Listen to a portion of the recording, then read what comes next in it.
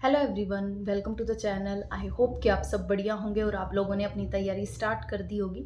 आज हम यहाँ पे एक बहुत ही इंपॉर्टेंट डिस्कशन स्टार्ट करने वाले हैं जिसका आपकी तैयारी में बहुत ज़्यादा इंपॉर्टेंट रोल है। आज मैं आपको ये भी बताऊंगी जो कि मैंने अब तक अपनी किसी भी वीडियोज़ में नहीं बताया था।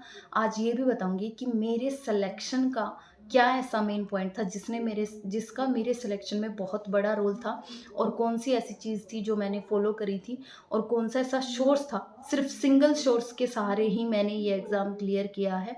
कोई मैंने इतनी बुक नहीं फॉलो करी, कोई मैंने टू बी वेरी ऑनेस्ट मैंने इतना कोई यूट्यूब चैनल फॉलो नहीं किया, मैंने कोई कोचिंग या फिर मैंने कोई ये फिर जो कोर्स वगैरह होते हैं ये भी मैंने लिए। सिर्फ और सिर्फ मैं एक सिंगल सोर्स के ही सहारे मैंने ये एग्ज़ाम क्लियर किया है। लेकिन वो सिंगल सोर्स में भी कुछ रूल्स थे। मैंने किसी डिस्कशन का मैं पार्ट नहीं बनी, ये नहीं कि मैंने ये रिप्लाई कर दिया, उसको ये बोल दिया, ये बोल दिया, कभी भी नहीं। मैंने आज तक भी ज्वाइन नहीं किया है। सिर्फ और सिर्फ मैंने हम वहाँ से इंफॉर्मेशन लेते थे, जितना हमें काम का लगता था कि ये हमारे काम का है उसको लिया और सिर्फ उस पर काम करना स्टार्ट कर दिया। दूसरा हम डिस्कस करेंगे यहाँ पे कि आपको, जैसे मैं बता रही हूँ मेरा क्या तरीका, मेरा क्या सोर्स रहा है, आपको कैसे फॉलो करना है। एक सिंगल सोर्स से भी आप कैसे एग्ज़ाम को क्लियर कर सकते हैं, कहाँ आपको वो सिंगल सोर्स मिलेगा, किस तरीके से आपको वो फॉलो करना है, क्या उसके स्टेप्स होंगे, ये सब हम डिस्कस करेंगे। तो मैं आपको पहले ही बता देती हूँ कि मेरा जो तरीका था तैयारी करने का, कि कम टाइम में भी क्या ऐसी चीज़ मैंने फॉलो करी। मेरा तैयारी करने का तरीका ये था।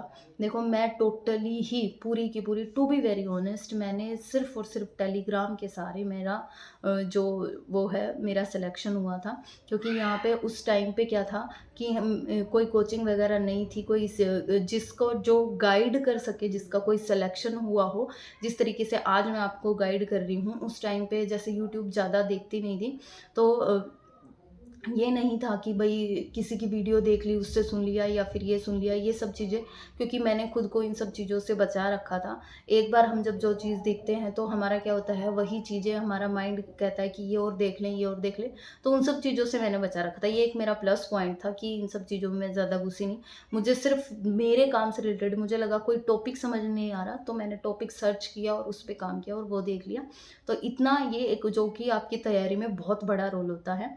दूसरा क्या है कि अगर आपके पास कोई गाइडेंस नहीं है, जैसे अब तो आपको हम दे रहे हैं, तो हमारे टाइम पे ऐसी कोई मतलब मेरे टाइम पे जैसे 2021 में जो एग्ज़ाम हुआ था, तो ऐसी कोई सच गाइडेंस थी नहीं। अगर थी भी तो मैंने भी नोटिस नहीं करी कभी, क्योंकि मैंने आपको बताया सिर्फ मतलब तैयारी के पे ही ज़्यादा फोकस था। टाइम भी कम था, इतना टाइम नहीं था, और ये भी था कि लेना है सिलेक्शन, तो प्रेशर भी था, काफ़ी सारी चीज़ें थी।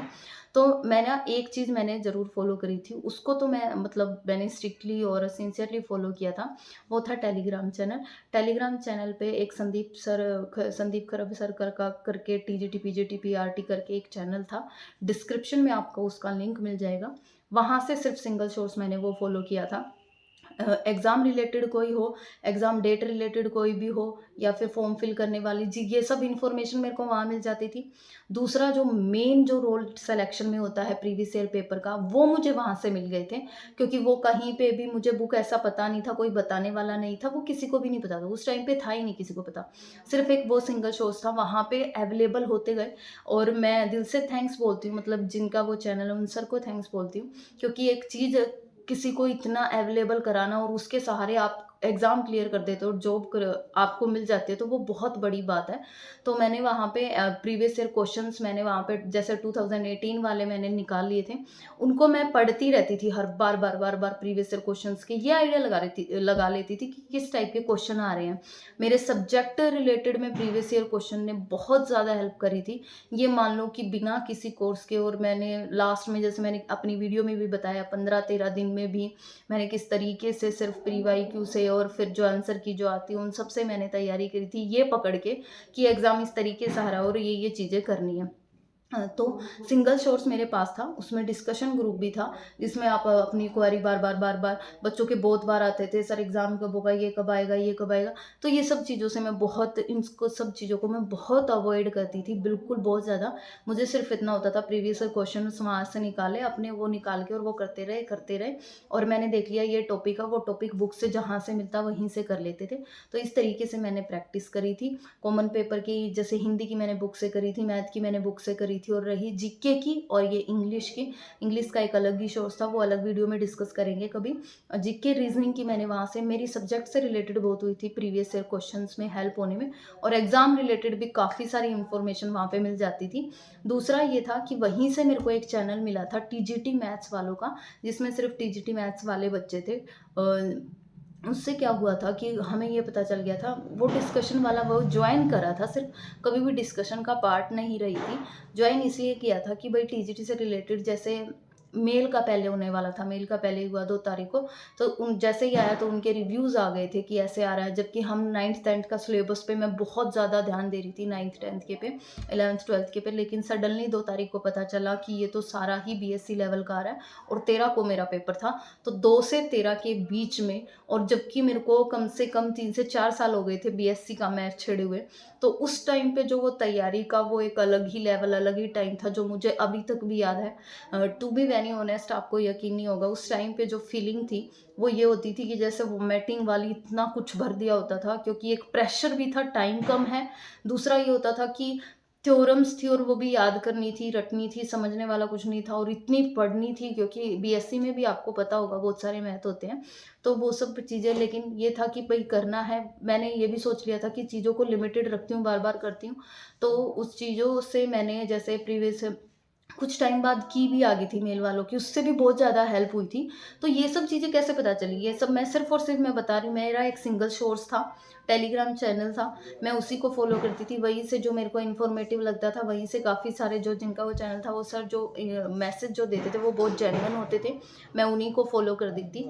और उसके अलावा मैंने ज़्यादा कोई यूट्यूब वगैरह नहीं था, जैसे कुछ सीखना हो तो उसी से रिलेटेड था। ये चीज़ें सुनने में अजीब लग सकती हैं, लेकिन ये चीज़ें बहुत बड़ा रोल प्ले करते हैं आपके सिलेक्शन में, क्योंकि चीज़ों को छोड़ना अपने आप में बहुत बड़ी बात होती है, और हम ज़्यादातर हमें नहीं पता चलता और हम छोड़ ही नहीं पाते, इसलिए हम सिलेक्शन से दूर रह जाते हैं। बस मैं यही कहना चाहूँगी, आप भी इसी तरीके से अपना सोर्स सिंगल रखें।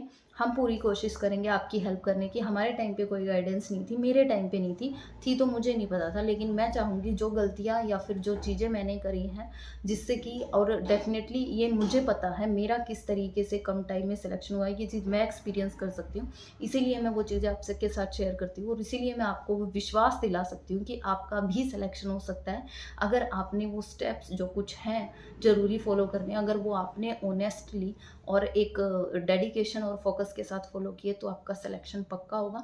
इसी तरीके से हम नेक्स्ट वीडियो मिलेंगे, और इन्फॉर्मेशन जो भी ज़रूरी होगी वो लेके आएँगे। कोशिश करेंगे आपके लिए कि छोटी-छोटी चीज़ें, और डिस्क्रिप्शन में आपको जो ज़रूरी लिंक है वो मिल जाएँगे, आप उनको ज़रूर जॉइन कर लेना, जिससे कि आपका फ़ायदा होगा। जो भी आपको प्रोवाइड करा जा रहा है वो सिर्फ़ आपके फ़ायदे के लिए ही है।